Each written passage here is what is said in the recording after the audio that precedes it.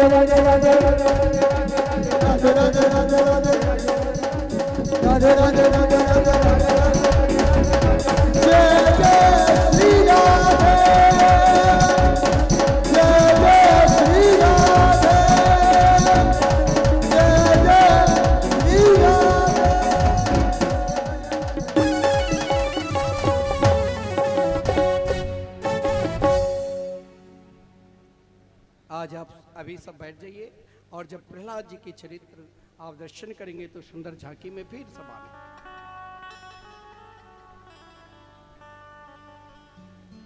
ध्रुव जी की निष्ठा, ध्रुव जी के भाव, ध्रुव जी की समर्पित, हमें भी भगवान को प्राप्त करना है। सब शांतिपूर्वक, बहुत जगह है पीछे, सब बैठिए, काफी जगह है। यहाँ तो माँ जगदम्बा के सानिध्य में जहां भी बैठोगे आनंद ही आनंद है।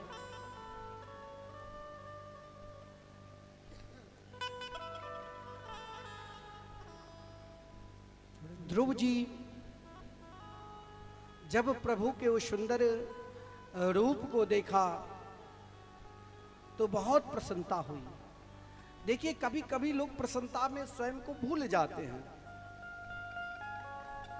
और यहाँ जैसे आप जो पीछे आते हैं ना, वो सोचते कि मैं आगे ही बैठूं। लेकिन एक बात ध्यान देना, जो कथा सुने उसको बिग नहीं डालना चाहिए। आप पीछे आए हो तो पीछे बैठ जाओ। काफी जगह है फिर भी, और यहाँ मंच पर जगह है तो यहाँ भी आ जाओ। अरे आप झांकी के बीच में दर्शन करते हैं, पीछे हो जाए करना, कल से थोड़ी सी रस्सी बांध देना आगे। ध्रुव जी ने प्रभु के सुंदर उस रूप माधुरी को देखा तो रूप माधुरी को देखकर ध्रुव जी ने कहा, मैं क्या स्तुति करूं। श्रीमद् भागवत महापुराण के 12 स्कंद के जो सार तत्व है, 12 श्लोक में स्तुति की। क्यों? क्योंकि ध्रुव जी ने जब भगवान के रूप को देखा तो इच्छा हुई, आज मैं थोड़ा सा पढ़ लिख कर आते तो जरूर भगवान की सुंदर स्तुति करते। देख लीजिए, भगवान के चरणार बिंद में जाने से संपूर्ण कामना की पूर्ति होती है। ध्रुव जी ने मन में इच्छा की, भगवान ने स्पर्श वालम कृपया कपोले अपने सुंदर श्वेत संग बालक के गाल पर लगा दिया। देखिए, शंख की बड़ी महिमा है। किसी के बच्चे तुतला कर बोलते हैं तो उसे रात्रि में तांबा के बर्तन में शंख को रखकर और उसे रोज प्रातः काल पिलाने से उनकी तुतलापन कम हो जाता है। किसी के बच्चे के स्मरण शक्ति कम है तो आप बादाम तो रोज खिलाते हैं, लेकिन उससे भी श्रेष्ठ है शंख की पानी। रात्रि में वही शंख को पानी में डालकर वो जल पीने से स्मरण शक्ति बढ़ता है। क्योंकि ध्रुव जी के गाल पे भगवान ने अपने पंचजन नाम के शंख को स्पर्श कर दिया। स्पर्श वालम कृपया कपोले, ज्यों ही गाल पर लगाया, ध्रुव जी भागवत के सारे तत्व को 12 श्लोक में क्या स्तुति की। अब यहां सुनना, हम लोग कहते हैं हमें तो भगवान कुछ दिया ही नहीं, मेरे को तो कुछ मिला ही नहीं, मैं क्यों भगवान के शरण में जाऊं, मैं क्यों कथा सुनूं, हमें क्या लाभ मिलेगा। लेकिन ध्रुव जी ने जो स्तुति की, उस स्तुति में बड़ा सुंदर भाव है। ध्रुव ने कहा, प्रभु मैं कौन से मंत्र और कौन वेद की ऋचाओं को लेकर आपकी स्तुति करूं। मैंने सुना है वेदों की संपूर्ण ऋचाएं ने वेद स्तुति के द्वारा आपके गुणगान किए, फिर भी आप नहीं मिलते हैं। लेकिन आपने मेरे ऊपर कृपा किया, और कौन सी कृपा। तो ध्रुव जी कहते हैं, योन्त प्रविश्य मम वाच मिमां प्रसुप्तां संजीवयत्यखिल शक्तिधर स्वधाम्ना अन्यां सहस्त्र चरण श्रवण त्वगादि प्रणमो भगवते पुरुषाय तुभ्यम्।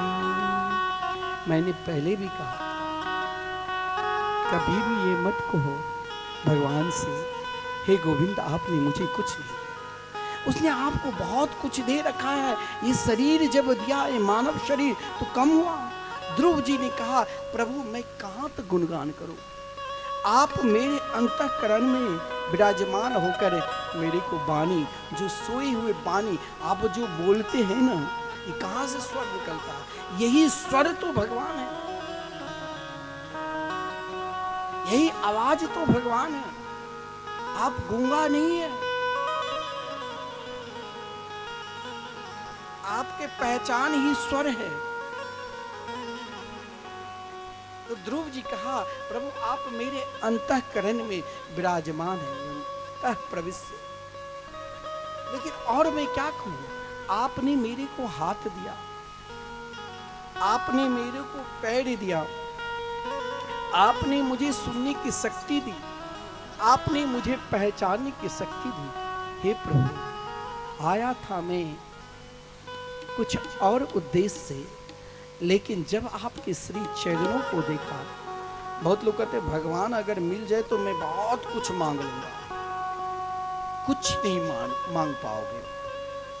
अगर भगवान आपको मिल गया ना, तो फिर दुनिया की कोई चीज नहीं मांग पाओगे। फिर तो आप उनके मांग लोगे कि हे मेरे गोविंद, मुझे तो कुछ नहीं चाहिए, मुझे तो केवल आप ही चाहिए जो आनंद के स्वरूप है। मैं निरंतर मुस्कुराते रहूं, क्योंकि आप तो आनंद घन स्वरूप है। कहा गया है, एक स्वरूप सदा दो इनाम, आनंद की आह्लादनी श्यामा, आह्लादनी के आनंद श्याम। भगवान वैसे मन में हम लोग सोचते हैं भगवान से ये मांग लूं, ये मांग लूं, जब तक नहीं मिला तब तक। और जब एक भी बार मिल जाएगा ना, तो फिर तो सब कुछ भूल जाओगे। उनकी मुस्कान में जब ये शक्ति है, वेद पुराण इतिहास नेम व्रत जप सब भूल जाओगे, केवल उनको ही देखते रह जाओगे। ब्रजांगनाएं ब्रज की गोपी सब कुछ भूल जाती थी, कृष्ण की याद।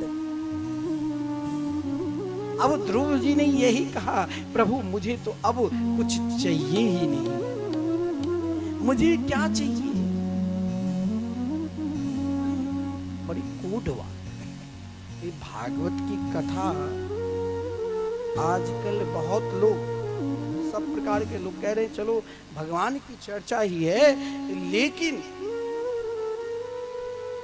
जिसमें हमारा कल्याण होगा, जहां हम परमात्मा से जुड़ेंगे, उस उद्देश्य को छुड़ाकर हमें हंसाने के लिए हमें और कुछ बताने लग जाते हैं, ताकि इनको मनोरंजन लगे। ये कोई मनोरंजन दृष्टि से नहीं है। ध्रुव जी ने तो यहां तक कहा, हे प्रभु अब मुझे आपके श्री चरणों के दर्शन के बाद मुझे कुछ इच्छा ही नहीं है। निश्चय भगवद गुण कथा अमृतपान मत्त। जीवन में सर्वश्रेष्ठ जो आनंद है आपकी मंगलमयी कथा, वही हमें चाहिए और कुछ चाहिए ही नहीं। जो सर्वश्रेष्ठ आनंद, जब जीवन अत्यधिक व्याकुल हो जाए तो घबराओ नहीं। उस समय भगवान की कथा जो है ना, एक अमृत है।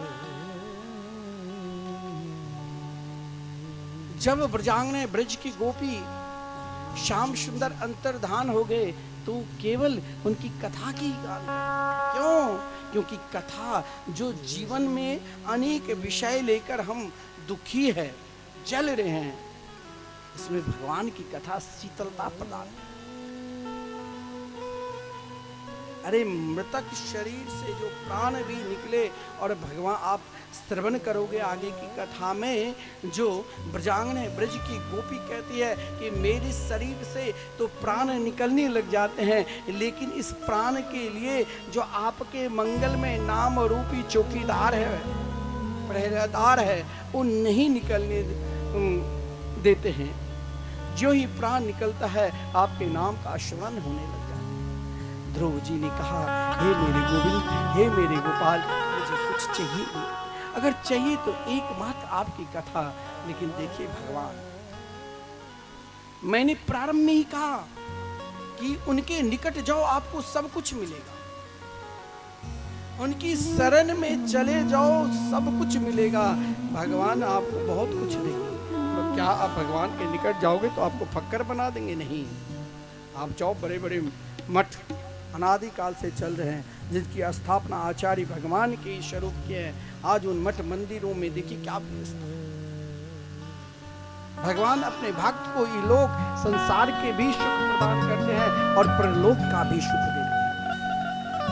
ध्रुव ने तो कथा मांगी, लेकिन भगवान ने कहा, ध्रुव मैं चाहता हूं कि जो मेरे मार्ग पर आते हैं उसे मैं सब कुछ दे दूं। तुम अभी 36,000 वर्ष तक इस पृथ्वी पर अभी मेरे नाम रूप लीला धाम के प्रचार करोगे, और उसके बाद मैं वैकुंठ लोक की तरह एक अलग से लोक बनाऊंगा। भगवान के जो भजन करते हैं ना, आप कहोगे कि भगवान के पास उतनी व्यवस्था है। जो भगवान के भजन करते हैं उनके लिए भगवान अलग से सारी व्यवस्था है। वो विशेष कोई मंत्री आ जाए, कोई मिनिस्टर आ जाए, तो उसकी विशेष विशेषता होती है। तो भगवान के नाम जाप जो करते हैं उसके लिए वहाँ पर विशेष व्यवस्था होती है। आप कहोगे कि वहाँ उतनी व्यवस्था है? ध्रुव जी वैकुंठ लोक की तरह ही ध्रुव लोक की भगवान निर्माण कर दिया, जहाँ सप्त ऋषि निरंतर परिक्रमा करते हैं।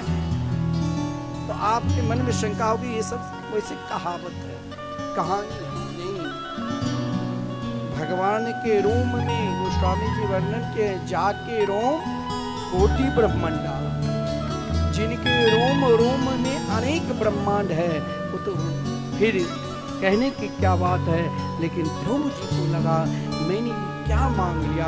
भगवान जब अंतर्धान हो गए, बोले कोई व्यक्ति है जैसे किसी सेठ को वर्षों से सेवा की और वो मालिक प्रसन्न हो जाए कि आज मैं इसे कोई पद देना चाहता हूँ, लेकिन वो व्यक्ति का नहीं, मेरे घर में भैंस है, उसके लिए एक टोकरी भूस चाहिए। वैसे ही मैंने भगवान से मांगा, मुझे कुछ चाहिए ही नहीं, व्याकुल हो गए। लेकिन देवर्षि नारद जी पुनः बीना को बजाते हुए, हरि को गुण गाते हुए ध्रुव जी के पास आए और ध्रुव जी को सांत्वना दी। ध्रुव, तुम जैसे सौभाग्यशाली को 6 महीने में भगवान को तुमने प्राप्त कर लिया और उनके गोद में बैठ गए। हे तुम जैसे शिष्य को प्राप्त कर गुरु सदगुरु को भी प्रसन्नता होती है जब उनके शिष्य योग्य हो जाते। तुम जैसे शिष्य को प्राप्त कर हम भी धन्य धन्य हो गए। वही पिता जिसने ध्रुव को गोद में नहीं बिठाया, और आज जब सूचना मिली तो ध्रुव जी के स्वागत के लिए हजारों ब्राह्मण देव को, संपूर्ण नगर के नर नारी फूलों पे बारिश करते हुए ध्रुव जी को स्वागत करने के लिए जा रहे हैं। इसीलिए जिसके ऊपर भगवान की कृपा हो जाए, समझ लो सब कृपा करेंगे। आज ध्रुव के ऊपर भगवान की कृपा हुई है तो समस्त नगरवासी ध्रुव जी के स्वागत कर रहे हैं। लेकिन देखिए ध्रुव इसीलिए ध्रुव है। पहले सुरुचि माता को प्रणाम किया, पुनः अपनी माझीतों में पुत्रवती बनी हूँ।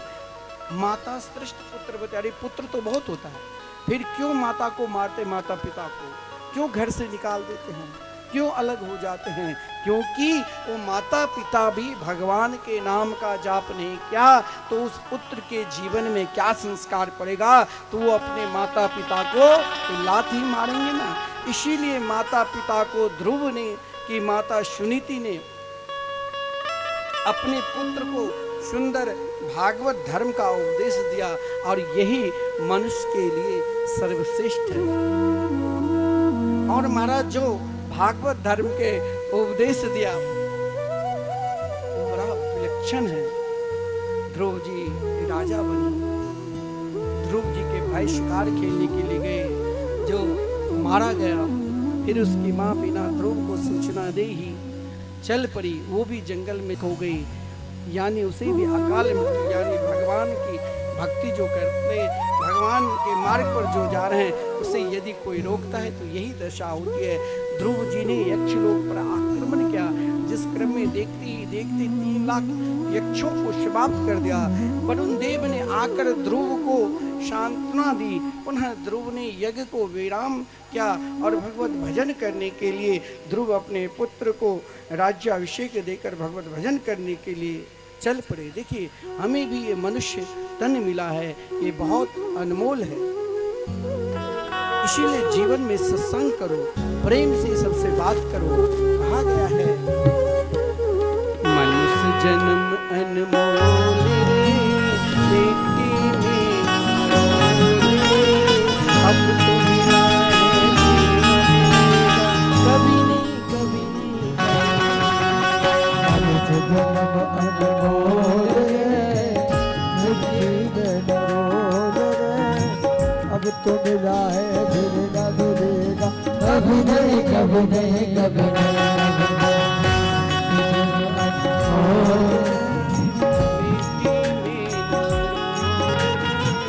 अब तो मिला है फिर न मिलेगा,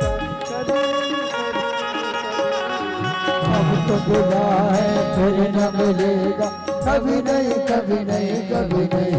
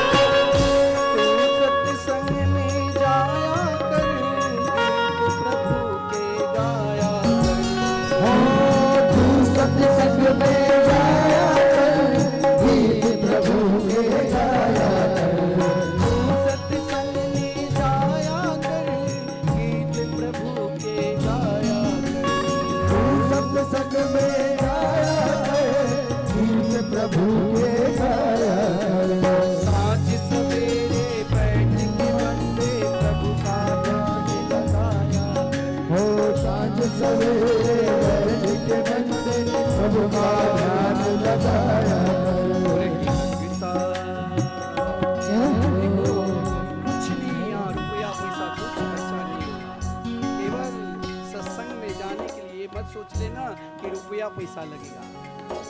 केवल एक चीज अगर प्रभु का नाम लेकर जाओ, क्या तो सत्संग में जाया कर, गीत प्रभु के गाया कर। हो तू सत्संग में जाया कर, गीत प्रभु के गाया कर। तू सत्संग में जाया कर, गीत प्रभु के गाया कर। तू सत्संग में जाया प्रभु के गाया। नहीं लगता कुछ भी मोल रे, मिट्टी में ना रोल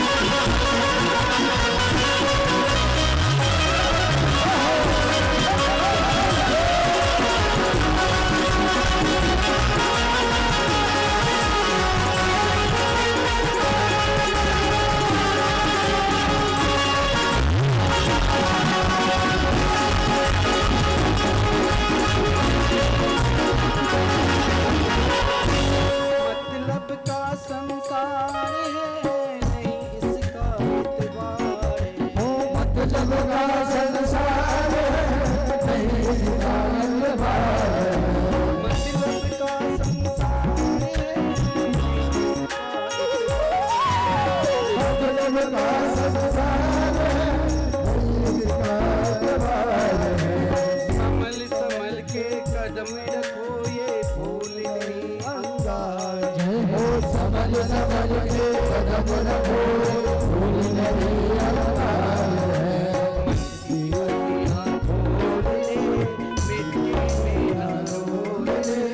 अब तो मिला फिर न मिलेगा कभी कभी।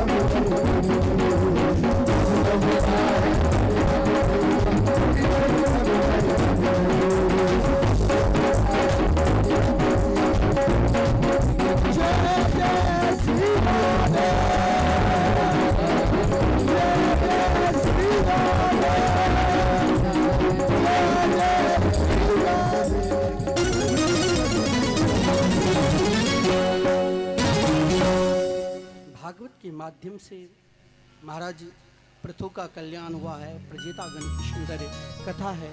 महाराज ऋषभदेव जी के बड़ा विलक्षण भाव है, जिसने अपने पुत्रों को किस प्रकार भागवत धर्म का सुंदर उपदेश दिया, जिस उपदेश को प्राप्त कर कुछ पुत्र तो आचार्य धर्म को निभाते हुए अंतरिक्ष में आचार्य धर्म को निभाए। उनकी कथा 11वें स्कंद में। बड़े पुत्र भरत जी। अब आप भरत जी का चरित्र बड़ा विलक्षण है। यहाँ इस चरित्र का भाव है दो प्रकार के। भगवान के यदि हम भजन करते हैं, भगवान की कथा श्रवण करते हैं, कीर्तन करते हैं, तो क्या ये कभी व्यर्थ भी चला जाता है? जैसे अन्य कोई भी हम कार्य करते हैं उसमें सफलता नहीं मिली तो कार्य व्यर्थ हो जाता है। जैसे कोई महाराज अभी शिक्षक भर्ती में कई लोग परीक्षा दी, वर्षों से पढ़ाई की, किसी को सफलता मिली किसी को नहीं मिली। लेकिन भगवान के भजन आप चाहे कुछ क्षण भी कर लो, वो बिल्कुल एफडी की तरह आपके साथ रहेगा। चाहे आप जिस योनि में जन्म लो, जिस अवस्था में रहो, लेकिन भजन आपके साथ। संसार में जो भी वस्तु दिखाई देता है, जो भी कार्य है, उसमें विश्वासघात है कहीं ना। लेकिन भगवान के भजन में विश्वासघात नहीं है। वो आपके साथ जीवन पर्यंत रहेंगे।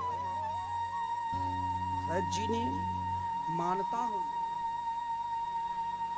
सब कुछ त्याग कर जंगल गए, पुलस्त्य ऋषि के आश्रम में गंडकी नदी के पावन तट पर 18 घंटे तक निरंतर भगवान के मंगलमय नाम जाप किया, आराधना की। एक हिरणी की संतान में जहां भजन कर रहे थे, वही भजन की प्रक्रिया में जिस नदी के पावन तट पर वहां एक गर्भवती हिरणी जब पानी पीने के लिए आई, उसी समय व्याघ्र ने गर्जना की, जिससे भयभीत होकर नदी में छलांग लगाई और स्वयं को तो मर गई। नन्हे से शिशु तैरता रहा, भरत जी ने उसे उठाया और अपनी कुटिया पर लाया। देखिए, किसी की रक्षा करना ये भी धर्म है, लेकिन रक्षा करके बार बार उसी धर्म में निरंतर रहना, यह भी एक आसक्ति का मूल कारण है। कोई एक पक्षी पाल लिया, कोई घर पर कोई जानवर पाल लिया, अब उससे इतना मोह हो जाता है कि उसके बिना रह नहीं पाते। घर में कोई परिवार है, उससे इतना मोह हो जाता है जो उसे आप छोड़ नहीं सकते। भरत जी को यही हुआ। एक तरफ भजन की प्रक्रिया आगे बढ़ रहा था, लेकिन जो ही वो हरिणी मृग के बालक से आसक्ति हुई, सब कुछ छूट गया। देखिए, प्रेम सबसे करो, प्रेम करना धर्म, लेकिन आसक्ति एक बात परमात्मा के प्रिया प्रीतम के चरणार बिंद में ही रखो। भरत जी की आसक्ति अब दो जगह बांट, एक भजन और दूसरे उस मृग में। अब मृग में इतनी आसक्ति जो भगवत प्रसादी स्वयं ने पहले लेकर उस मृग को खिला। कभी कभी मृग अंतर्धान हो जाते तो भरत जी व्याकुल हो जाते, फलस्वरूप क्या मृग बनना। अब मैंने कहा कि सब कुछ आपको जो भी है, सब कहते हैं कि साथ कुछ जाने वाले नहीं, जैसे आए वैसे जाओगे, कोई अपने साथ कुछ नहीं ले जाते, लेकिन एक चीज तो सब ले जाते हैं, जो मरने के बाद भी लोग वही सत्य को ज्ञान कराते हुए आपके पीछे पीछे चलेंगे, वो है भगवान के मंगलमय नाम। आज भरत जी मृग योनि में जन्म लेना पड़ा, क्योंकि शास्त्र में कहा गया है अंत समय में जो भी याद करोगे उसी रूप में जन्म, चाहे आप कितने बड़े भजनानंदी क्यों ना हो, लेकिन किसी भी वस्तु की इच्छा रहेगी तो उस वस्तु में जन्म लेना पड़ेगा, या उस वस्तु को प्राप्त करने के लिए फिर आना पड़ेगा, तभी अगला जन्म मुक्ति होगी। एक महात्मा थे, बहुत बड़े संत भजनानंदी, जो स्वयं भगवान उनको दर्शन दिया। उनके जितने भी मित्र थे सब भी बड़े बड़े भजनानंदी। महात्मा अपने आश्रम में एक आम के वृक्ष लगाया। अब उनके समय आने वाला, भाई वो वृद्ध हो चुका। आज जब वो ठाकुर जी को भोग लगा रहे थे तो इच्छा हुई कि ये आम का फल भोग लगाओ। जो ही आम का फल की इच्छा प्रकट की, उसी समय उनके शरीर समाप्त। अब उन महात्मा को सद्गति नहीं मिली, लेकिन महात्मा के जो मित्र थे वो भी पहुंचे हुए संत थे। उनके स्वप्न में आया कि कारण क्या है, मेरे मित्र भजनानंदी है, लेकिन मुझे लगता है कि आज भी वो भटक रहे हैं। एक दिन स्वप्न में उन महात्मा ने देखा कि मित्र तो नित्य भगवान के भजन करते थे, पूजा करते थे, आराधना करते थे, लेकिन आज मेरे मित्र को लग रहा है सद्गति नहीं मिली।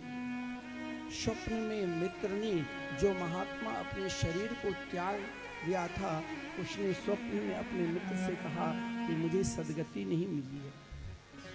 आज वो जो आश्रम में वृक्ष है ना, वहाँ एक पका हुआ फल है, उस फल में ही मैं एक छोटा सा कीड़ा बनकर निवास करता हूँ। हो सके तो अगर आप मेरा कल्याण चाहते हैं, उस फल में मेरा मन चला गया था, और जब तक आप उस फल को तोड़कर उसमें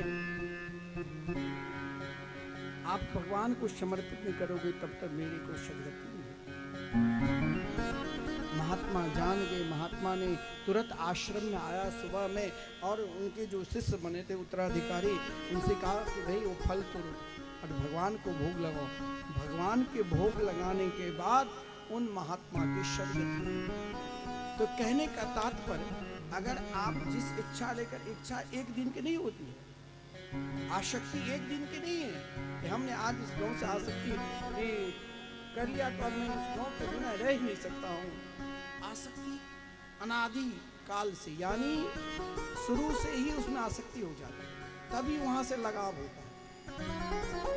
तो भरत जी ने भजन किया था, ये मैं मानता हूँ, लेकिन आप कहोगे कि भजनानंदी को क्या अगर किसी भी वस्तु से, संसारिक वस्तु से भी आसक्ति हो जाए तो उनको भी उस वस्तु में आना ही, जन्म लेना ही पड़ेगा। भजन की प्रक्रिया है, फिर आगे आपको सद्गति मिलेगी, लेकिन वो भोग भोगना ही पड़ेगा। अवश्य में भोक्तव्यम उत्तम कर्म सुहासुना, मेरे द्वारा किया गया कर्म मुझे ही भोगना पड़ेगा, दूसरा कोई नहीं। लेकिन उस महात्मा की सद्गति हुई। उसी प्रकार भरत जी ने उस 18 घंटे निरंतर भारत के सम्राट रहकर सब कुछ छोड़कर पुलस्त्य ऋषि के आश्रम में गंडकी नदी के सहारे, जहाँ भगवान शालिग्राम पत्थर के रूप में बैठते रहते, वहां पर भजन किया गंडकी नदी के सहारे। परंतु भरत जी उस मृग की आसक्ति में मृग बनना पड़ा। फिर भी भगवान के स्मरण, अगर आप कहोगे कि हमारी इच्छा है कि हम भगवान के भजन करूं, हम भी वैष्णव बनूं, हम भी माला झोली लें, लेकिन एक तरफ मन करता है फिर लोक लाज के कारण अभी हम वहां तक नहीं पहुंच पाते, और सामने वाले बहुत जल्दी हाथ में झोली माला लेकर भजन करने लगे।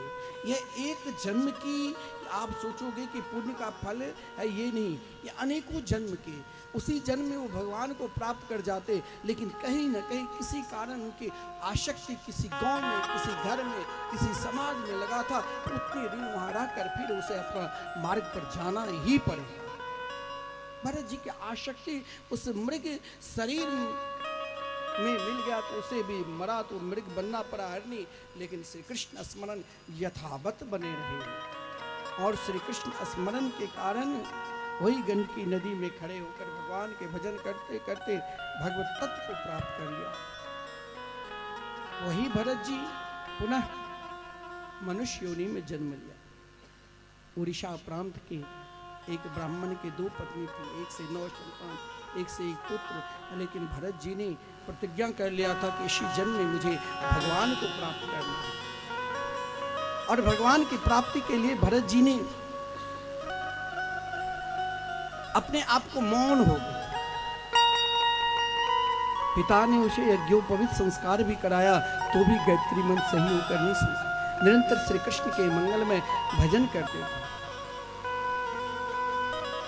पिता स्वर्गवास हो गए, माता भी सती हो गई।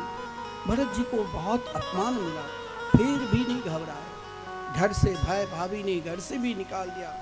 लोग जड़ भरत कहकर पुकारने लगे, फिर भी मुस्कुराते रहे। हर अवस्था में, हर स्थिति में मुस्कुराहट भी हो तो समझ लेना भगवान की विशेष कृपा है, भगवान के विशेष अनुग्रह है। भरत जी निरंतर परमात्मा के चिंतन करते हुए आगे बढ़ते थे। एक दिन क्या हुआ, समय देखिए, जिस मृग को भरत जी ने संस्कार क्या होता है। इसीलिए मैं कहता हूं कि स्वयं को दुष्ट के संग कभी न करो, दुष्ट संग जोड़े तो भी न जोड़ो, और साधु सज्जन संग तोड़े तो भी न तोड़ो। भरत जी कृपा से वही मृग राजा रघुवन बने और भरत जी जड़ भरत। ऐसी दशा हुई जो उन राजा रघुवन को अपने कंधे पर ढोकर ले जाना पड़ा। लेकिन महात्मा हर स्थिति में किसी का अनिष्ट नहीं सोचता। जिस समय राजा रघुवन की कहार ढोने वाले एक कहारी बीमार पड़ गए थे, तो उनको हिष्ट पुष्ट देखकर सैनिक ने उसे आगे लगा दिया और 3 पीछे वो नित्य सत्संग करने के लिए गंगा सागर पर जाया करते थे हर मकर संक्रांति को। आज भरत जी उन्हें कंधा पर उठाकर ले जा रहे हैं। समय की फेर को देखकर भरत जी याद कर रहे, देखो ये मृग कहाँ, राजा और मैं कहाँ। लेकिन मुझे इस उलझन में नहीं पड़ना है, मुझे आगे बढ़ना है। लेकिन संसार के लोग यह न कहे कि जिस राजा रघुवन को भरत जी ने अपने कंधे पर उठाया उसे नरक जाना पड़ा, तो सत्संग की महिमा चली जाएगी। इसीलिए 4 हाथ से अधिक देखते भी नहीं थे। जो ही छलांग लगाया तो राजा रघुवन के सिर टकराए। राजा रघुवन के जब सिर टकराए तो उसने कहा, अरे भैया तुम सही होकर नहीं चल रहे हो, मैं दंड दूंगा। व्यंग करता था कि हिष्ट पुटते तो दुबला पुतला इत्यादि से व्यंग करते थे। सत्संग की महिमा को बढ़ाने के लिए भरत जी ने तुरंत उस कहार को नीचे रख दिया और राजा रघुवन की ओर देखकर कहा कि महाराज आप किसे दंड दोगे, आप किसे महाराज दंड दोगे, जरा बताओ। अब यहां पर महाराज रघुवन चुप और भरत जी कहा कि शरीर का कर्तव्य है जन्म लेना, क्योंकि शरीर का संबंध केवल बुद्धि से है, बुद्धि का संबंध मन से है। शरीर जन्म लेता है, शरीर मरता है, आत्मा न जन्म लेती, आत्मा न मरती, तो आप किसे दंड दो। ये शब्द सुनते ही राजा रघुवन स्वयं पालकी से नीचे उतरकर कहा, महाराज कस्तम निगूढ़श्चर्षि दुजानम विभर्षि सूत्रो कतमो वधूता। एक बात ध्यान देना, बहुत लोग कहते हैं क्या भाई अब हम सब एक हैं, राजा रघुवन राजा। लेकिन जब पालकी से नीचे उतरकर भरत जी को चरण पकड़ा, शास्त्र में कहा गया, देखिए द्विज ब्राह्मण पूर्ण रूप से ब्राह्मण के अधिकारी कैसे हैं। जब आपका यज्ञोपवीत संस्कार होता है और गायत्री मंत्र का संध्या वंदन करते हैं, गायत्री मंत्र का नित्य जाप करते हैं, तभी आप ब्राह्मण के अधिकारी है। और यदि आप 3 दिन संध्या वंदन छोड़ दिया तो दोबारा फिर यज्ञोपवीत संस्कार होना चाहिए। लेकिन कौन किसको कराता है? इसीलिए ब्राह्मण की तेज नष्ट हो रही है। क्यों? क्योंकि उसके अंदर आजकल तो यज्ञोपवीत भी धारण नहीं करते और फिर कहेंगे हम ब्राह्मण हैं। ऐसा नहीं। अगर आप अपने धर्म से भ्रष्ट है तो आपका तेज, बड़े बड़े असुर बड़े पद को प्राप्त कर चुका था, लेकिन उसका पतन कब होता था? जब वो अपना धर्म को नष्ट कर देता। हमें यज्ञोपवीत संस्कार तो महाराज 10-20 गांव को बुलाकर खिलाते हैं, सब जाने, लेकिन फिर उस यज्ञोपवीत को भी आजकल बहुत लोग तो फेंक देते हैं कि यही क्या बेकार धारण। हमें नित्य गायत्री की आराधना करना चाहिए, हमें नित्य संध्या वंदन करना चाहिए। भरत जी को देखकर राजा रघुवन ने कहा, कस्तम निगूढ़श्चर्षि दुजानम, आप हो तो हो कौन? क्या आप मेरे सद्गुरु या ब्रह्मा शंकर इंद्रादि देवता हो? हम डरते हैं तो कोई महात्मा से, आप कोई संत तो नहीं। आपकी स्थिति को देखकर मुझे लगता है कि आप कोई महान संत हैं। हे प्रभु, मेरा कल्याण किसने है? देखिए, कल्याण अपना कल्याण के लिए ही प्रश्न किया था। बड़े आत्मज्ञान कराए, वेदांत का ज्ञान कराए, लेकिन आत्म कल्याण के लिए ही कहा, रघुगणे तत्तपसा न याति। हे राजा रघुवन, यदि आप अपना कल्याण चाहते हो, एक ही उपाय है। क्या? रघुगणे तत्तपसा न याति, नाचे जया निर्वपना गृहत्वा, न छन्दसा नेव जलाग्निशूर्ये, बिना महत्पाद रजोभिषेकम्। हे राजन, यदि आप अपना कल्याण चाहते हो तो जीवन में सत्संग करो। जो फल तप के द्वारा नहीं मिलेगा, जो फल योग के द्वारा नहीं मिलेगा, जो फल ज्ञान के द्वारा नहीं मिलेगा, वो अनायास ही सत्संग से मिल जाएगा। गीत गाओ परमात्मा को, पुकारो परमात्मा को, बिना महत्पाद रजो विषिका। जब आप पुकारोगे तो महापुरुषों के प्रति निष्ठा होगी, संतों के प्रति प्रेम जगेगा, और संत उन सत्संग रूपी चरण धूल को जब तक मस्तक पर नहीं लगाओगे तब तक आपका कल्याण। समस्त लोक लोकांतरों का भी वर्णन है, और नरक लोकों का भी वर्णन है। 28 प्रकार के नरकों का वर्णन श्रीमद् भागवत महापुराण में है। नरक की वर्णन सुनकर स्वयं महाराज परीक्षित घबरा जाते। जैसे जो जिस प्रकार की शराब पीता है तो लारा भक्ष नाम के नरक है, जहाँ लार की तरह वहाँ पानी है, और बड़े बड़े बेनी चोंच वाले सर्प उसको बार बार काट खाता है। जो जिस प्रकार को किसी को हत्या करते हैं, अनेक प्रकार, औरब महारौरब कुंभीपाक, अनेक नरक हैं। लेकिन इन नरकों से बचने के लिए जब आदरणीय श्रीमान सुखदेव जी ने से महाराज परीक्षित ने प्रश्न किया, बोले एक बात, भगवान के मंगलमय नाम, उनके नाम के सिवा और कुछ नहीं है, जिसके दीवाने सारी दुनिया है। जिन नाम के आश्रय अगर ले लोगे उनके दीवाने।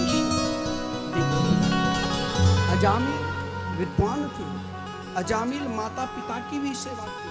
अजामिल ने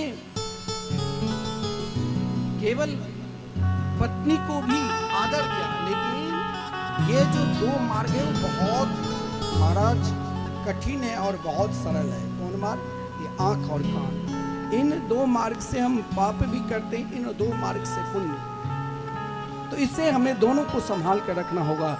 लेकिन अजामिल ने एक समय अपने आप को, अपनी आंख को नहीं संभाला, जिस कारण क्या हुआ तो विषया के संग की, जिस कारण पत्नी को घर से निकाल दिया, माता पिता को घर से निकाल दिया, और उन विषया से 9 संतान हुए। और संत की कृपा से जो अंतिम संतान हुआ वो पुत्र हुआ, जिनके नाम नारायण रखे।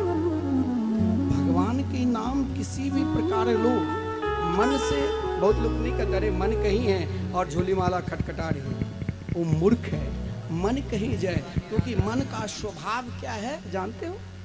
मन का स्वभाव है भागना, पानी की तरह। आप पंडाल में बैठे हो, आप सोचती होगी कि देखो कथा 7 बजे तक होगी, घर में रोटी कौन बनाएंगे, इनको तो रसोईया है, रोटी बनाकर खिला देंगे, हमको रोटी कौन खिलाएगा?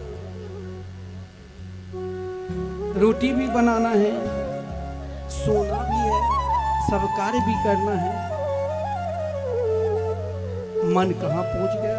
शरीर यहाँ, मन कहीं और। जल्दी आरती हो, जल्दी निकलो।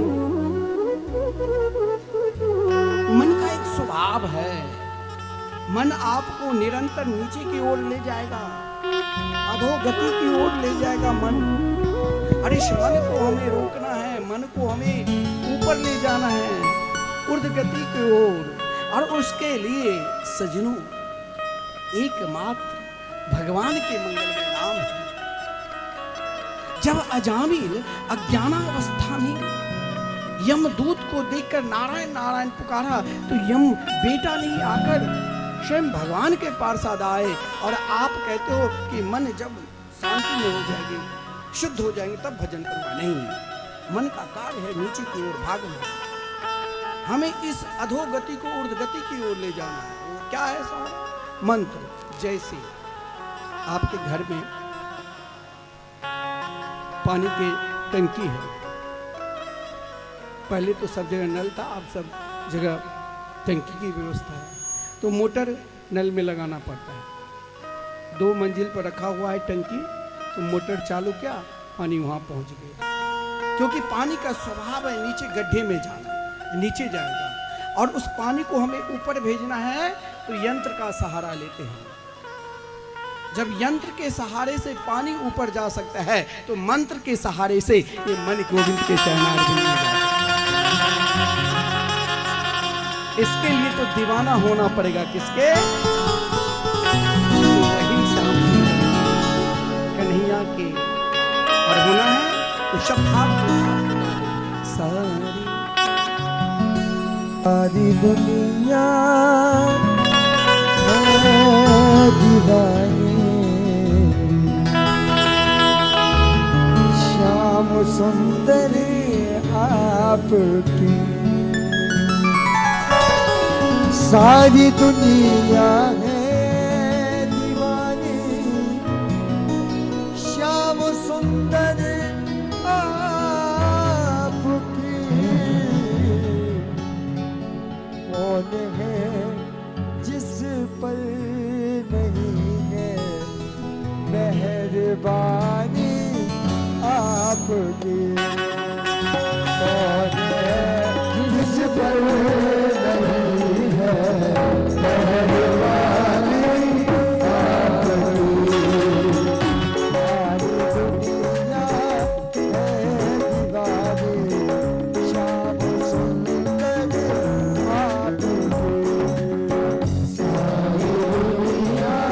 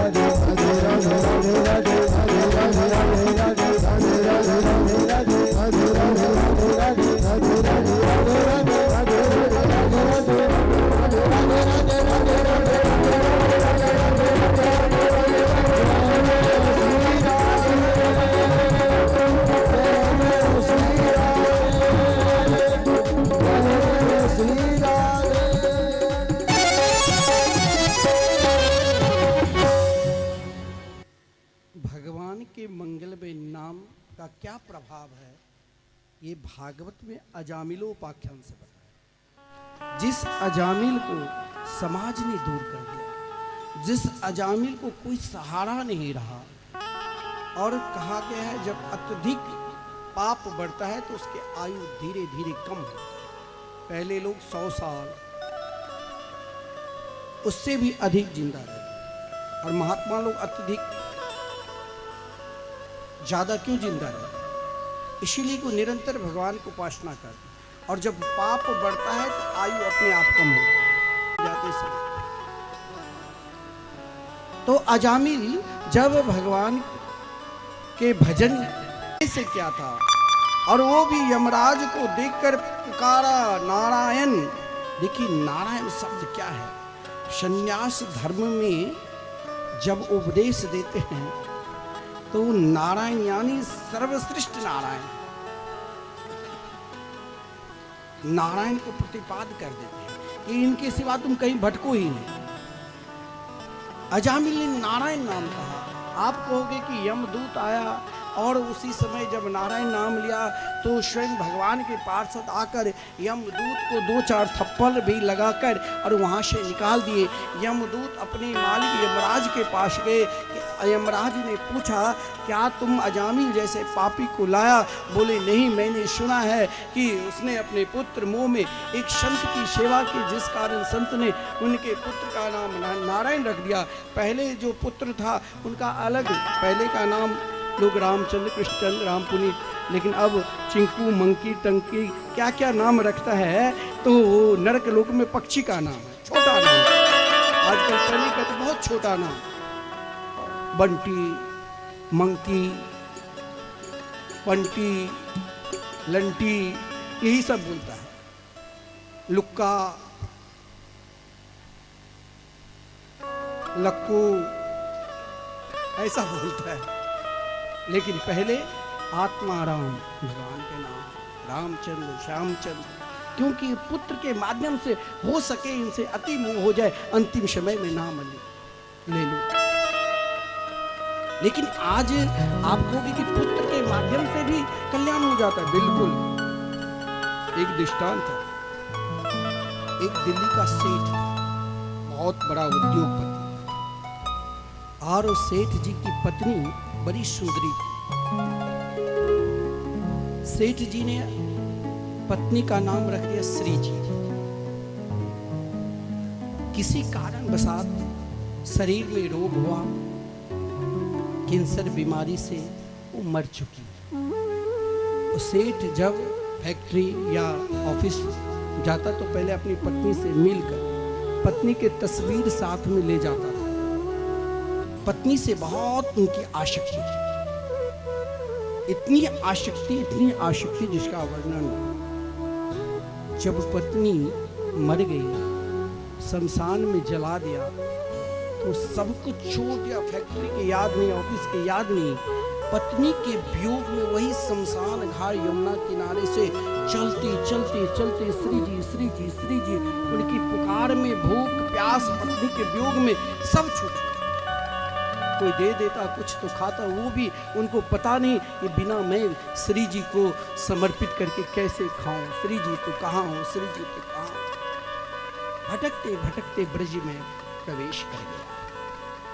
यमुना किनारे के सहारे सहारे वृंदावन, और वृंदावन के सहारे सहारे सीधे बरसाने धाम चले। बरसाने से सीधे सीधे महाराज गिरिराज गोवर्धन, और गोवर्धन ने देखा झुंड के झुंड लाखों लोग परिक्रमा लगा रहे थे। वो भी सोचा सब अपनी पत्नी को ढूंढे।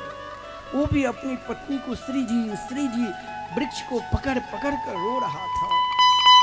से आवाज सी देता कि ये वृक्ष है कि मेरी पत्नी है। उनकी व्याकुलता को देखकर जब वो परिक्रमा लगाते लगाते राधा कुंड श्याम कुंड से निकले और कुसुम सरोवर के निकट आए, जहां निरंतर श्री प्रिया प्रीतम नित्य निवास करते हैं। वहां पर उनकी व्याकुलता को देखकर रासेश्वरी राधा रानी से नहीं देखा। राधा रानी ने अपनी सहेली अष्ट सखी ललिता सखी से कही, अरे ललिता, इनकी व्याकुलता को तो देखो, एक कैसे मेरे प्रिय भक्त है, ऐसे व्याकुलता के साथ आज तक तो मुझे कोई पुकारा ही नहीं। ललिता सखी ने कही, नहीं श्री जी, ये तो आपके नाम नहीं ले रहे। इसकी पत्नी कुछ दिन पूर्व मर चुकी है, उसके वियोग में ये पागल बन चुका है।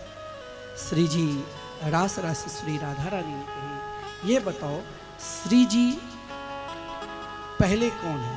बोली, ये तो इस मृत्यु लोक में जन्म लिया है, जन्म लेगा तो मरेगा ही, अनादि काल से आप तो अखंड है, आह्लादनी शक्ति है। ये श्री जी पहले तो आप विद्यमान हैं।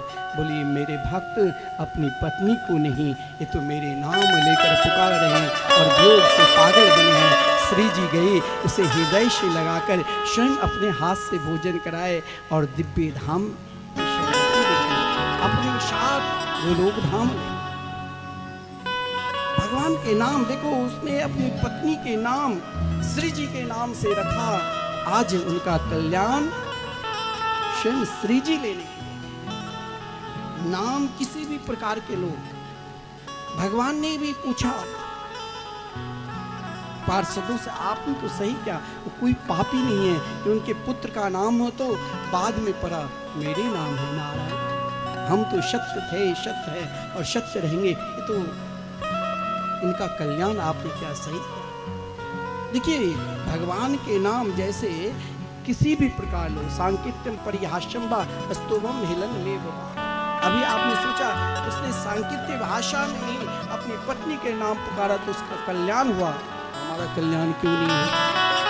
अजामिल को लेने के लिए स्वयं भगवान लक्ष्मी नारायण, जब अजामिल को ज्ञान हुआ कि आज स्वयं भगवान नारायण के पार्षद मेरी रक्षा की, सब कुछ त्याग कर हरिद्वार चले गए और जहां अभी तक उनकी 12 साल आयु बचा था और भगवत भजन करते हुए भगवान को प्राप्त कर लिया। लेकिन देखिए, यमराज किसे पकड़ते हैं? आप ये कभी नहीं सोचना कि हम पापी हैं। आपने एक बार सत्संग कर लिया, यमदूत को हिम्मत नहीं जो आपके पास आ जाए। जब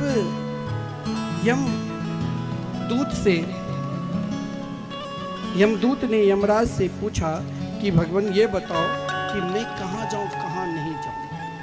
बोले, वहाँ जाना। कहाँ? जीवन भक्ति भगवद गुण नाम ध्येयम् चेतस्न स्मरन्ति तच्चरणारविन्दम् कृष्णाय नो नमते यच्छ्रेकुदापि आनानयध्व मसतो कृतवेष्ट्या। जिसकी जीवा भगवान के नाम ना ले, जो कभी भगवान के चरणार बिंद में न झुके, जो धर्म से विहीन है, ऐसे पापी को मेरे निकट लाओ।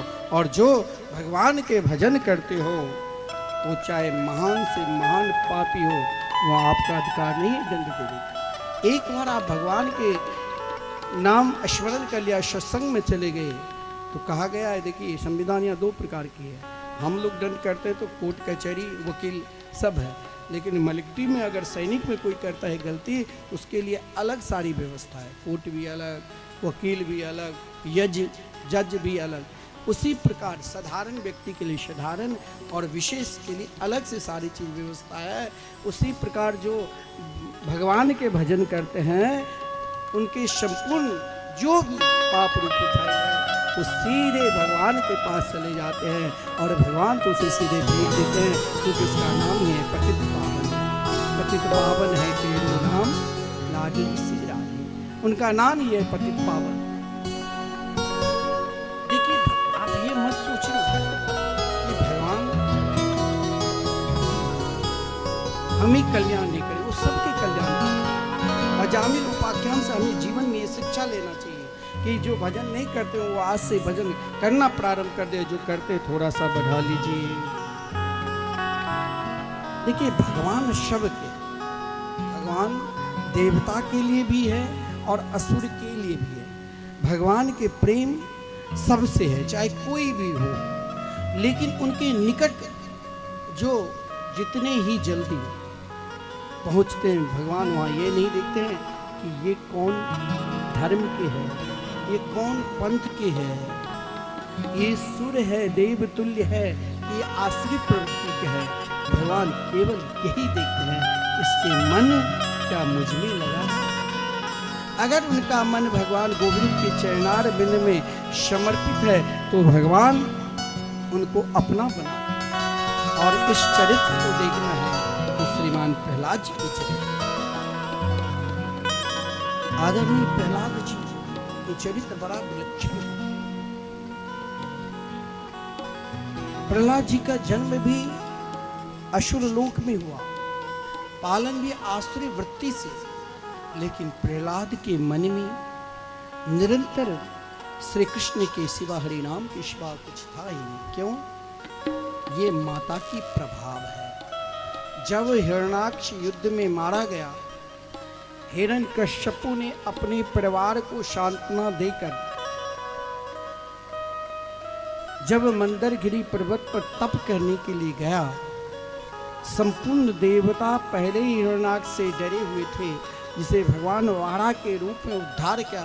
अब कहीं हिरण्यकश्यपु के दुर्दांत देकर संपूर्ण देवता डर गए थे। बृहस्पति अपने गुरुदेव बृहस्पति जी से कहा, बृहस्पति जी तोता के रूप में आकर एक बार उनके निकट नारायण नाम लिया। देखिए नाम में क्या महिमा है, सब ले सकते हो। भगवान के नाम लेने के लिए कोई भी धर्म, कोई भी पंथ, कोई भी जाति, ये कोई जो जिस पंथ में है, भगवान केवल देखते हैं क्या इसका प्रेम कनेक्शन मुझसे है कि नहीं। हिरण्यकश्यपु ने सोचा मेरे शत्रु का नाम लिया नारायण, आज मेरे लिए अपशगुन दिन है। हिरण्यकश्यपु लौट कर आ गए, किसी की हिम्मत नहीं, लेकिन कयाधु ने आज हिरण्यकश्यपु को 108 बार नारायण नाम लिवा लिया।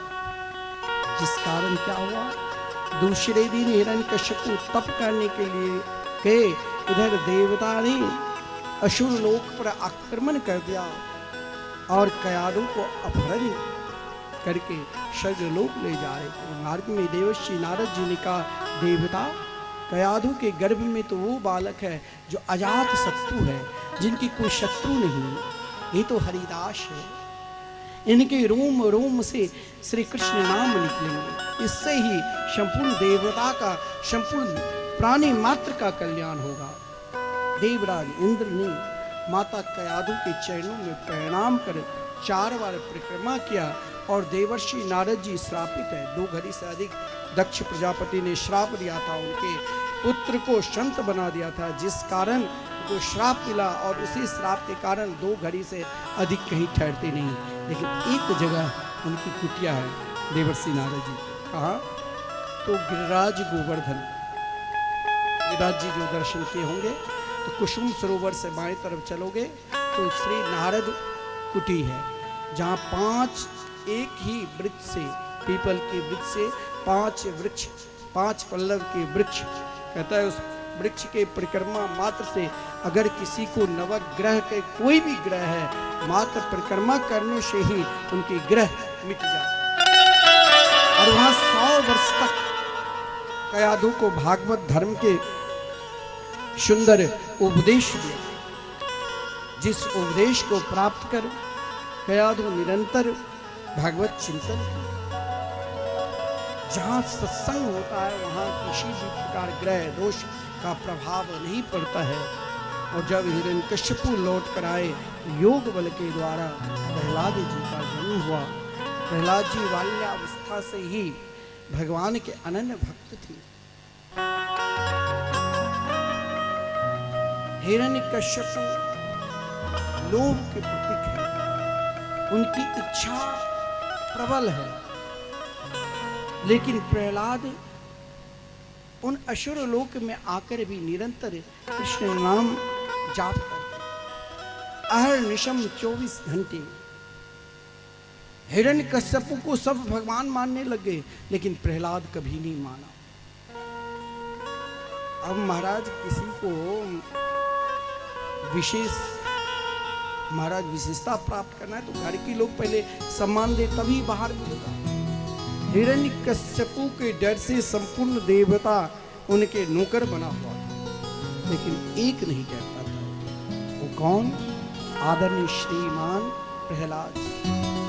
कभी कभी कृष्ण की याद में हे मेरे प्रभु, क्या आप मुझे दर्शन दें? नामनिष्ठ महात्मा को पता ही नहीं चलता, नहीं देख के सुध कभी रोने लग जाते, कभी हंसने लग जाते, तो कभी नाचने लगे। सारे ग्रह के उपाय हैं, लेकिन एक ग्रह की कोई उपाय नहीं जिसके अंदर कृष्ण ग्रह गीतात्मा भगवान के नाम रूपी ग्रह लग जाए, कुछ हो जाए, वो कम से कम 108 बार नाम जाप करेगा। और जो भगवान के मंगलमय नाम का जाप करता है, उसके ऊपर किसी भी प्रकार के ग्रह, किसी भी प्रकार के तंत्र मंत्र, किसी का प्रयोग ही नहीं। प्रहलाद जी के लिए हिरण्यकश्यपु ने अपने ही घर में के निकट सुंदर विद्यालय बनाया, जहाँ संजय और अमर्क ने प्रहलाद जी को शिक्षा दी, धर्म का, अर्थ का, काम का। आसुरी विद्या जो है, आजकल आसुरी विद्या खूब पढ़ लिख कर भी माता पिता को सम्मान नहीं करते, वही आसुरी विद्या है। धर्म, अर्थ, काम, मोक्ष का ज्ञान क्या है ये नहीं समझाते हैं, और वही आसुरी विद्या। संत और अमर्क जो असुरी लोक में विद्या प्रदान की, उस विद्या का नाम है आसुरी विद्या। लेकिन प्रहलाद जी के हृदय में जो विद्या विद्यमान था, भगवान नाम की, प्रहलाद जी के सदगुरु देवर्षि नारद जी, और देवर्षि नारद जी निरंतर भगवत भजन करते थे। प्रहलाद जी जब 5वीं क्लास में प्रथम श्रेणी में पास हुआ, आज संड और अमर्क ने देखा कि आज क्यों नहीं स्वयं में ले जाऊं, तो अकेला नहीं जाऊं। माता कयादु के पास ले जाकर प्रहलाद जी को श्रृंगार करवाया, और वहां एक ही चर्चा हो रही थी संपूर्ण मंत्रिमंडल में कि सब तो भगवान मानते हैं, लेकिन आपका जो पुत्र प्रहलाद है वो आपको कभी भगवान नहीं माने, इसके लिए आप क्या करें? आज प्रहलाद आया, गुरुकुल में जो पढ़ा था वो भी सीखा, क्योंकि जब अपने पिता के चरणों में प्रणाम किया तो हिरण्यकश्यपु ने 2 प्रकार के प्रश्न कर दिए। जीवन में विद्या 2 प्रकार के रखना चाहिए। एक, जो गुरु के द्वारा जो शिक्षा प्राप्त करते हैं, उस विद्या से आप धनोपार्जन कर सकते हैं, उस विद्या से आप समाज में प्रतिष्ठा प्राप्त कर सकते हैं, उस विद्या से आप प्रशंसा प्राप्त कर सकते हैं। और एक विद्या, आत्मविद्या, जिस विद्या को आप अध्ययन किए हैं, जिस विद्या को आप मनन किए हैं, वो है भगवान के मंगलमय नाम, वो आपको परमात्मा से जोड़ देगी। और ये विद्या किसी बिरले को ही मिलती है। आज प्रहलाद जी से जब हिरण्यकश्यपु ने पूछा कि बेटा ये बताओ गुरुकुल में तुमने क्या पढ़ा, बोले मैंने गुरुकुल में पढ़ा आप ही ब्रह्मा हैं, विष्णु हैं, आप ही शिव है, आप में ही संपूर्ण देवी देवता, आप नारायण के स्वरूप में हैं। अब तो सब ताली बजाने लगे, अरे चलो आज, अभी तक तो प्रहलाद ने नहीं स्वीकार करते थे, आज प्रहलाद भी स्वीकार कर रहे। बोलिए ये मेरे विद्या आपने जो गुरुकुल में पढ़ा वो बताओ। अब आपने मुझे 2 प्रकार के प्रश्न किया, बेटा जीवन का अनुभव भी बताओ। ये जो जीवन का अनुभव जिसने पहचान लिया, वो कभी अपने माता पिता को तिरस्कार नहीं करेगा। हम लोग देखते हैं हमारे आश्रम में जब कथावाचक सब कथा करने के लिए आते हैं ना, तो उसका एक प्रकल्प चलता है, गौ सेवा, वृद्धाश्रम, और ऐसे ऐसे लोग करोड़पति, पैसा की कमी नहीं, लेकिन अपनी माँ को वृद्धाश्रम में छोड़ने के लिए पति पत्नी दोनों आते। यहाँ तक देखा कि पहले बेटा जाता है कि महाराज आपका क्या व्यवस्था है, एक रूम दोगे, ये 10 लाख पकड़ो, और उसके बाद बहू जाती है कि 10 लाख नहीं, और ये मेरी तरफ से 5 लाख रख लो, और इसे कभी निकलने नहीं देना, यही वृद्धाश्रम में ये मर जाएगी तब से। विद्या तो पढ़ा, लेकिन अपने जीवन में अनुभव नहीं किया, जो हमारे वेद में पहले ही कहा है, मातृदेवो भव, पितृदेवो भव, आचार्य देवो भव। ये विद्या जीवन का अनुभव है, और ये जब जीवन का अनुभव तुम प्राप्त कर लोगे तो अपने माता पिता गुरुजनों को तिरस्कार नहीं करोगे। प्रहलाद जी ने तो कहा गुरुकुल में गुरु जी का जहाँ तक स्तर है वही विद्या हमें देगा ना, लेकिन मैंने अपने जीवन में जो अनुभव क्या है वो अब मैं आपको बताऊं। हिरण्यकश्यप के हृदय में उत्साह हुआ, संपूर्ण असुर प्रवृत्ति के मंत्री गण के हृदय में भी उत्साह हुआ कि इसने कौन सी विद्या पढ़कर है। बोले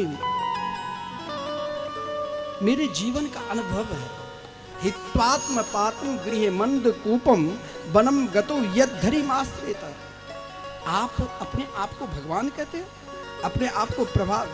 सबसे अधिक दुर्दीन कौन है? कोई मानव ये कहने लग जाए कि मैं भगवान हूँ। आजकल देखते हो 2-4 लाख से सो गया तो कहते मैं ही भगवान हूँ, हम ब्रह्मास्मि। तो कुछ दिन के बाद क्या होता है? जेल की हवा खाना पड़ता है। तुम भगवान नहीं हो सकते हो, तुम मानव हो, तुम एक आध्यात्मिक गुरु हो। भगवान तो भगवान है। यही बात प्रहलाद जी ने कहा, पिता आप भगवान नहीं हो सकते। आपने तप के बल से ब्रह्मा जी से संपूर्ण वर प्राप्त कर लिया, लेकिन कहीं न कहीं कुछ न कुछ कमी होगी जिससे आपका पतन होगा। और मैं कहता हूँ आप सही मार्ग पर आ जाओ, अभी भी कुछ नहीं बिगड़ा है। हित्वात्म पात्म गृह मंद कूपम वनम गतो यद्धरिमाश्रित। यह जो संसार है एक अंधकार रूपी कुआं है, और आपके मैपन जो है वो मैपन अभिमान ही तो अंधकार रूपी कुआं है। मरवाड़ क्षेत्र में अब ना पानी की व्यवस्था सरकार ने की, लेकिन पहले पानी की बहुत दिक्कत थी। तो वहाँ कुआं, जब सूर्य 12 बजे इस कुआं में उनकी रोशनी पड़ता तब भी पानी नहीं दिखाई देता। तो कहा आप जो अभिमान आपका किस प्रकार है, पात्म पापम हित्वात्म पात्म गृह मंद कूपम, आप अंधकार रूपी कुआं में गिर रहे हो। लेकिन इससे बचाने के लिए मेरे पास एक सहारा है, उसे आप भी ले लो। बोले कौन सा सहारा है तेरे पास? बोले मेरे पास कृष्ण नाम है, श्री कृष्ण नाम जो सबकी संकट को दूर कर देते हैं, वो नाम मेरे पास है। वनम गतो यद्धरिमाश्रित। मैं कहता हूँ कि तुम अभी वन चले जाओ वृंदावन, और वन में जाकर तुम कुछ नहीं करना, उन कृष्ण कन्हैया का नाम लेना जो संपूर्ण संकट को दूर कर। बोले वन में मैं तुम्हें आश्रय भी, वन में जाकर वृंदावन में जाकर कोई आश्रम के पता ना मिले तो कहाँ रहूं? बोले तुम परिक्रमा मार्ग में बैठ जाना और वहाँ कोई गीत को गाना, नवधा भक्ति का उपदेश दे दिया। श्रवणम कीर्तनम विष्णु स्मरणम पादसेवनम अर्चनम वंदनम दास्यम जीवन में आश्रय भी बता दिया कि हम कहाँ रहे। बोले भगवान की कथा श्रवण करना, जहाँ कथा होती है वृंदावन में आपको भोजन मिल ही जाएगा। नहीं तो हर मंदिर में कीर्तन होता है, जाओ कीर्तन करना, स्मरण करना, पाद सेवन करना, अर्चनम करना, पूजा वंदना करना, दास्य भक्ति और स्वयं को समर्पित हो जाना। आजकल भाई सब गाते हैं ना जगदम्बा मैयाला, ओम जय जगदीश हरे, और फिर क्या बोलते, तेरा तुझको अर्पण क्या लागे मेरा। और यहाँ पंडित जी के लिए आप क्या लाओगे? घर में जो कोई नहीं खाएगा सड़ा हुआ फल रख देते हो, पंडित जी आप ले लेना।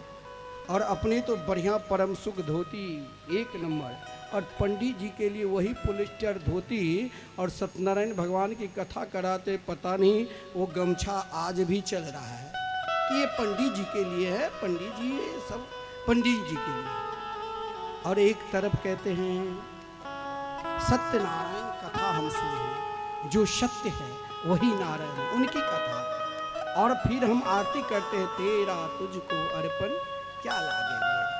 एक तरफ अर्पण भी अपने आप को कर रहे हैं, और दूसरी तरफ सब जो बेकार घर में पड़ा हुआ है वो पंडित जी बांध कर ले जाए।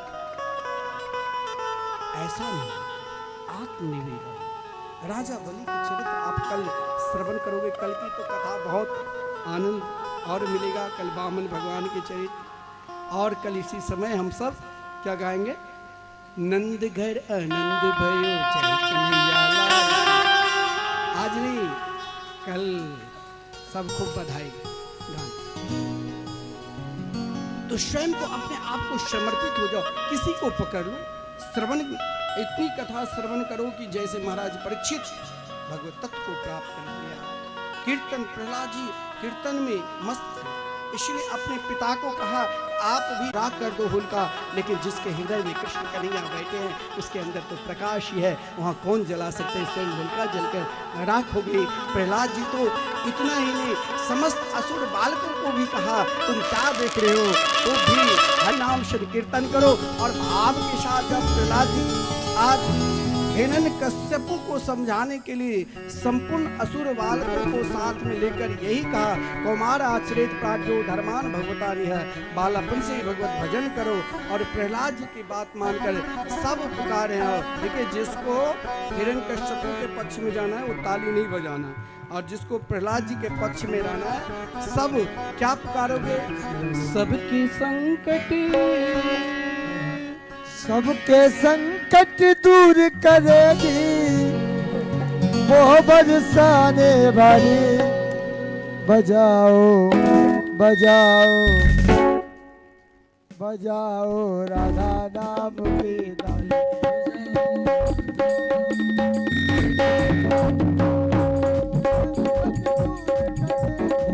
सबके संकट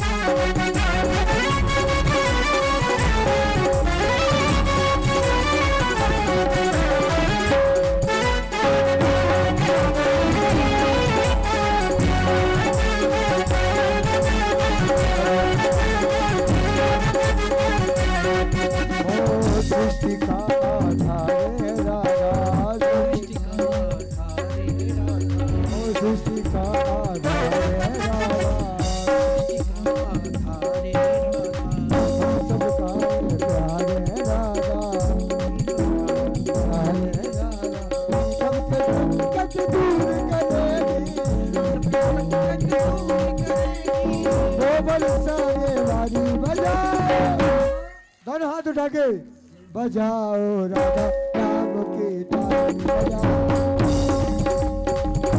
बजाओ राधा नाम की ताली बजाओ। ओ सबके संकट दूर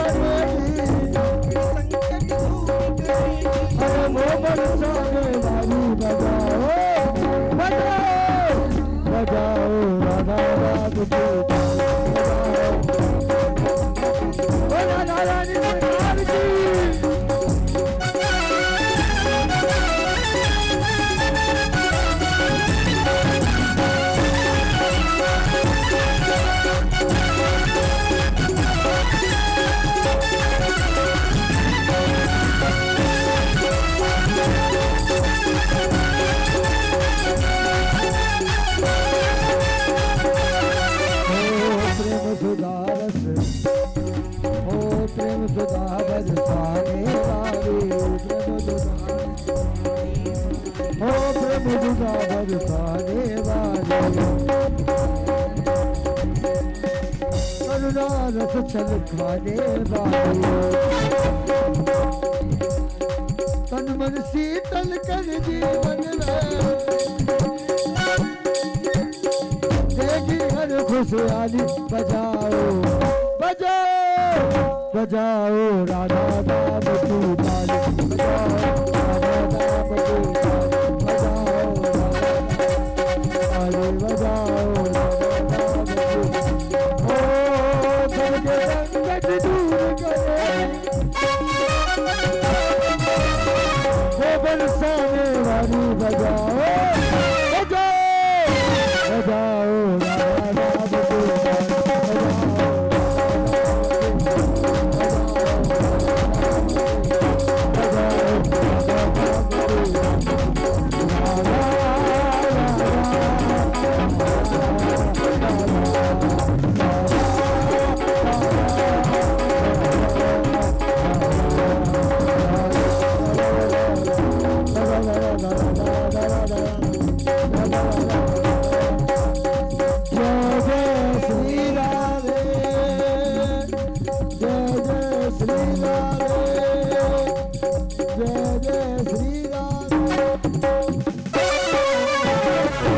हिरण्यकश्यपु कहीं न कहीं विघ्न डाल ही देंगे। प्रहलाद जी बड़े आनंद के साथ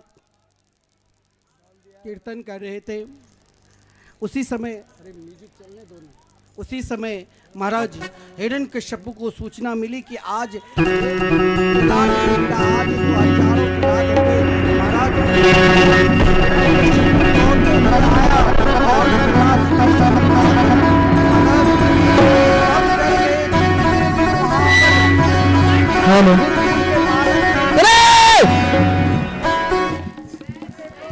मूर्ख कहीं के किसका नाम ले रहा है? तुझे पता नहीं? ये मेरे शत्रु का नाम है। किसका नाम ले रहा है? बड़े देर से राधा राधा नारायण नारायण किसका नाम ले रहा है? भगवान का नाम ले रहा। कौन है ये भगवान? कौन है तेरा भगवान? एको ब्रह्म द्वितीय नास्ति अहम ब्रह्मास्मि। मैं ही ब्रह्मा मैं ही विष्णु कहलाया हूँ। भवनों में मैं समाया हूँ। किसका नाम ले रहा है? बोल। कहाँ रहता है तेरा भगवान? बड़ा भगवान भगवान करता है। आज तेरे भगवान को ही ले आऊंगा। वो भगवान वो भैरव बड़े रूप बदलता है, बड़े नाम है उसके। कहाँ रहता है तेरा भगवान?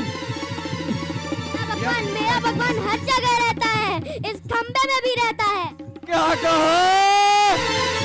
तेरा भगवान हर जगह रहता है और इस खंबे में भी है। तो आज इस भैरूपिये के रूप को ही खत्म कर दूंगा और तेरे अभिमान को मिटाऊंगा। रुक, बड़े रूप बदलता है भैरूपिये।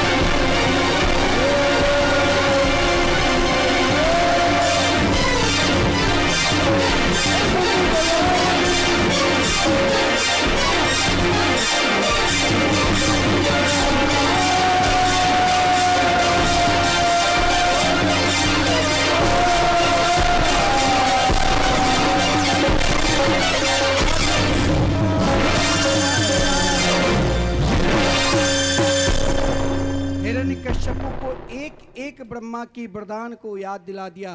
बोले कि मैं नहीं अस्त्र से मरूंगा ना शस्त्र से। बोले ना मेरे पास अस्त्र है ना मेरे पास शस्त्र है, मैं तुम्हें अपने नाखून से मारूंगा। बोले ना मैं जड़ से मरूंगा ना चेतन से। बोले ना मेरे पास जड़ है और ना ही चैतन्य है, नाखून को न जड़ न चेतन का। बोले मैं ब्रह्मा की सृष्टि से भी नहीं मर सकता हूँ। बोले ब्रह्मा हमारी सृष्टि है। देखते ही देखते नरसिंह भगवान ने हिरण्यकश्यप को उद्धार किया और प्रहलाद जी को अपने हृदय रूपी सिंहासन पर गोद में बैठाया। और महाराज प्रहलाद जी ने 40 मंत्रों के द्वारा, आज देखिए भक्त का अपमान करने से क्या हुआ, जो देवता भी आए नरसिंह भगवान के समीप तो भी क्रोध शांत नहीं हुआ। इतना ही नहीं, स्वयं लक्ष्मी जी भी आई, वो भी विकराल रूप को देखकर भागकर चली गई। लेकिन प्रहलाद जी 40 मंत्रों के द्वारा भगवान की सुंदर स्तुति की, बड़ा विलक्षण। और भगवान ने यहाँ तक प्रहलाद जी को कहा मेरे आने में जो विलंब थी इसके लिए मैं क्षमा चाहता हूँ। नरसिंह पुराण में बड़ा विलक्षण वर्णन है। प्रहलाद जी 40 मंत्रों के द्वारा स्तुति करते हैं। ये प्रसंग आप कल श्रवण करोगे। और देखिए कल आप लोग अधिक संख्या में भी आना, लाल पीले वस्त्र पहनकर, जिसको जैसा वस्त्र हो, लेकिन विशेषकर लाल पीले वस्त्र। कल हम सब ठीक इसी समय श्री कृष्ण जन्मोत्सव का भी आनंद लेंगे और सब को बधाई भी मिलेगा और सब बधाई, ब्रज की बधाई श्रवण करेंगे और साथ में उससे पूर्व बावन भगवान के सुंदर चरित्र का भी आनंद लेंगे। अब हम सब आरती के दर्शन करेंगे। लेकिन आज भगवान नरसिंह को देकर, परमात्मा को देकर, जैसे मीरा कृष्ण कन्हैया को देखकर दीवानी हो गई थी, वैसे हमें भी भाव के साथ ताली सेवा करते हुए भगवान में मीरा की तरह दीवानी होना है। और फिर इधर पंडित जी आरती की व्यवस्था करेंगे। हो मीरा दीवानी हो गई, मीरा मस्तानी हो गई, मीरा दीवानी हो गई, मीरा मस्तानी हो गई, मीरा दीवानी हो गई,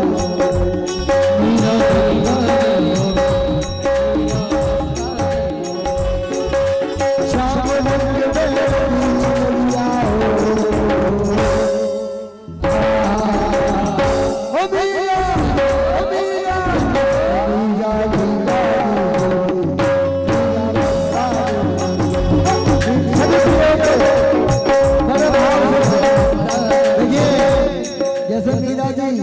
ठाकुर जी के लिए नृत्य करती थी, हम भी ठाकुर जी के लिए नृत्य करेंगे बड़े भाव से। क्योंकि भैया दुनिया के लिए तो हम नाचते ही हैं, लेकिन भगवान के लिए नाचे बड़े भाव से।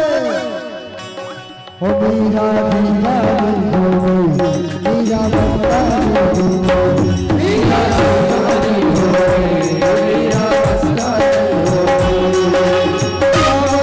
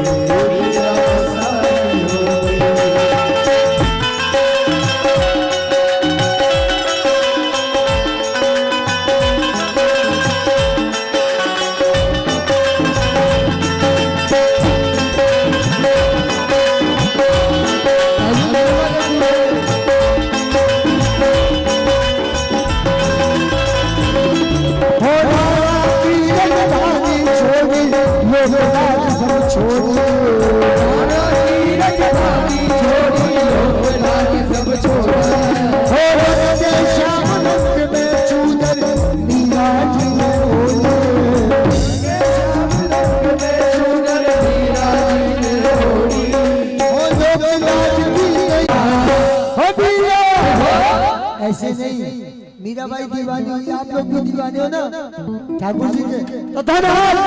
हो मीरा दीवानी हो गई, मीरा मस्तानी हो गई, मीरा मस्तानी हो गई, मीरा मस्तानी हो गई, हो मीरा दीवानी हो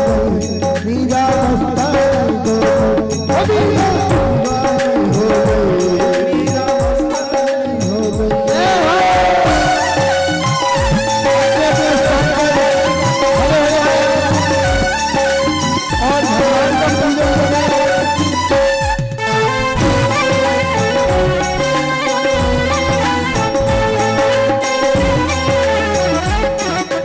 और देखिए भगवान का बड़े भाव से सभी पूजन करते हुए और गाएंगे मेरे साथ में चढ़ाया इस दुनिया से प्रीत तोड़कर शाम रंग चढ़ाया, साथ सभी का दिया छोड़ के गिरधर गाया छोड़ के गिरधर गाया।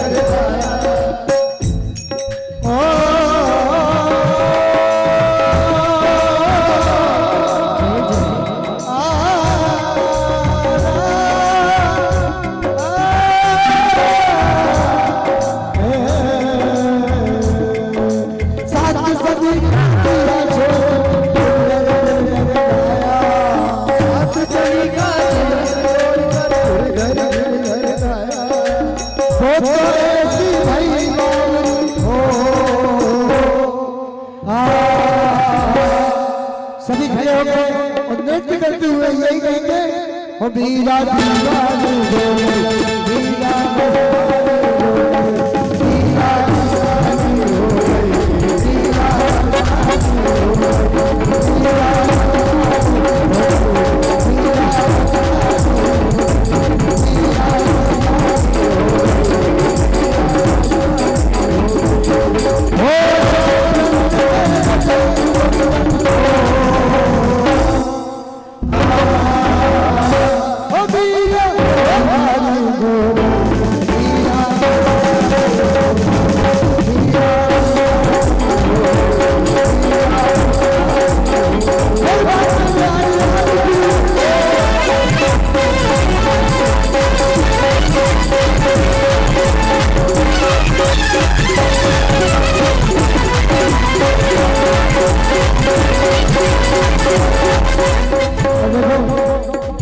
सभी लोग आरती के लिए खड़े हो जाए, सभी लोग अपने अपने स्थान पर खड़े हो जाए, आरती के लिए खड़े हो जाओ सभी और अपने अपने स्थान पर ही नृत्य करते हुए बड़े भाव से दोनों हाथ उठाते हो मीरा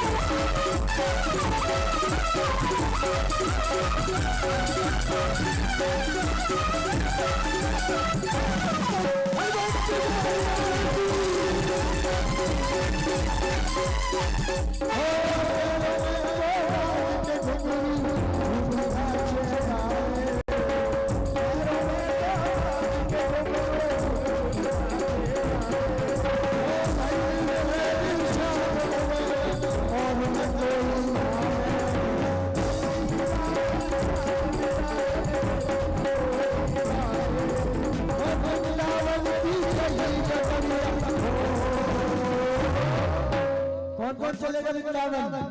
सब चलेंगे ना? तो दोनों हाथ उठाइए हो मीरा